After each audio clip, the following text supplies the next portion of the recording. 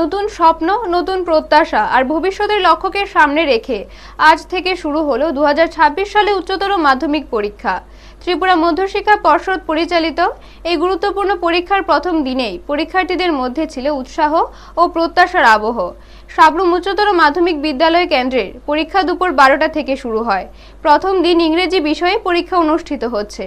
এই বিষয়ে সাবরুম উচ্চতর মাধ্যমিক বিদ্যালয় কেন্দ্রের সেন্টার সেক্রেটারি প্রণব দাস সংবাদ মাধ্যমকে জানান, কেন্দ্রটিতে মোট 387 জন পরীক্ষার্থী অংশ নিচ্ছেন।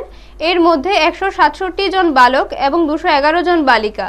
পরীক্ষা সুষ্ঠু ও শান্তিপূর্ণভাবে সম্পন্ন করার লক্ষ্যে কেন্দ্রের প্রয়োজনীয় সব ধরনের ব্যবস্থা গ্রহণ করা হয়েছে বলে তিনি জানান। ব্যুরো রিপোর্ট, নিউজ তৎকাল 24।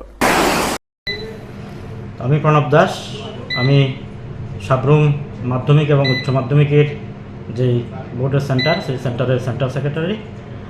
আমার এই সেন্টারে মধ্যে যে সাবরুম হায়ার সেকেন্ডারি যে ভেন্যু, সেই ভেন্যুতে 388 জন আছে আমাদের বিদ্যার্থী ক্যান্ডিডেট হিসাবে।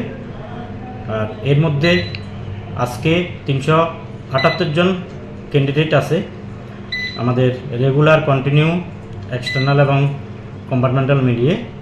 আর মোট সংখ্যা হবে 388 জন। আজকে কি বিষয়ে পরীক্ষা? আজকে ইংরেজি বিষয়ে পরীক্ষা। নিরাপত্তা ব্যবস্থা কীরকম? নিরাপত্তা ব্যবস্থা খুব ভালোভাবে আছে। জিও স্যার এবং ওসি স্যার যথেষ্টভাবে হেল্প করেছে এবং মেডিকেল টিমও আমাদের আছে। এবং আমরা এখানে একটা দিব্যাঙ্গদের জন্য এক্সট্রা করে রুম রেখেছি, একই রকমভাবে একটা সিক রুমও রেখেছি, যাতে কোনো বিদ্যার্থী যদি ক্যান্ডিডেট হিসেবে যারা এসছে তারা যদি অসুস্থ হয় তাদের জন্য আলাদা রুমের ব্যবস্থা রাখা হয়েছে। এখন পর্যন্ত সব কিছু সুন্দরভাবে পরীক্ষার কাজ সম্পন্ন হচ্ছে। আশা রাখব এবং বিশ্বাস রাখি যে আগামী পরীক্ষাগুলো সুন্দরভাবে আমাদের এই সেন্টারে হয়ে যাবে।